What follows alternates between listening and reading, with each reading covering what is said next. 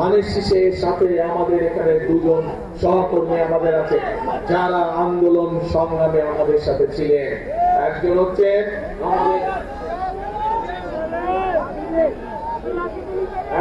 খেজুর গাছ আমাদের, আরেকজন হচ্ছে মাতাল আমাদের সাকি সাহেব। এনারা দুইজন আমাদের সাথে ছিলেন, আমাদের সাথে আন্দোলনে ছিলেন, সংগ্রামে ছিলেন। তাদের বিএনপি হিসাবে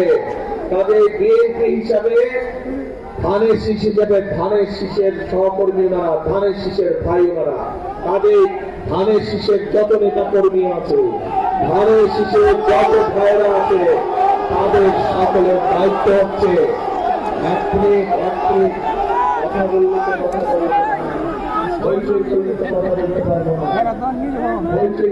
বলতে পারবো না।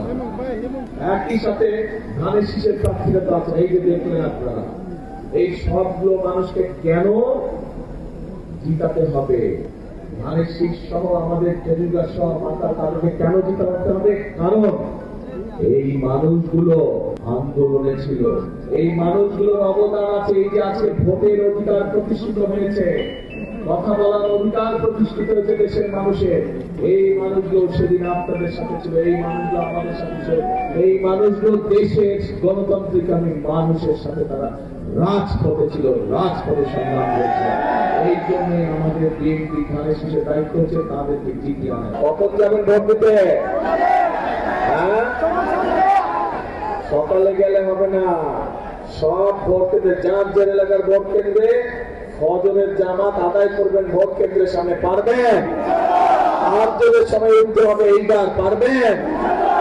কারণ অনেক ষড়যন্ত্র হচ্ছে এই ভোটকে।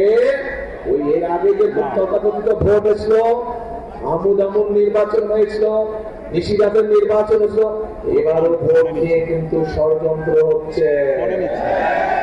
পত্রিকার পাতায় খবর এসেছে, বিভিন্ন সোশ্যাল মিডিয়াতে খবর এসেছে, দেখেছেন না?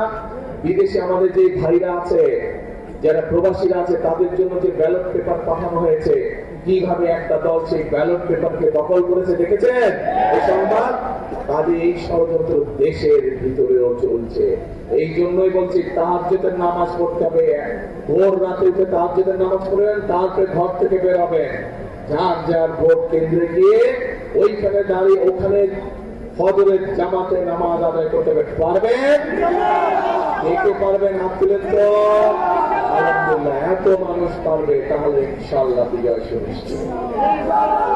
এখন নামাজ পড়ে, ফজরের নামাজ পড়ে ভোটের লাইনে দাঁড়িয়ে যাবেন, ভোট কেন্দ্র খোলার সাথে সাথে সিল দিবেন।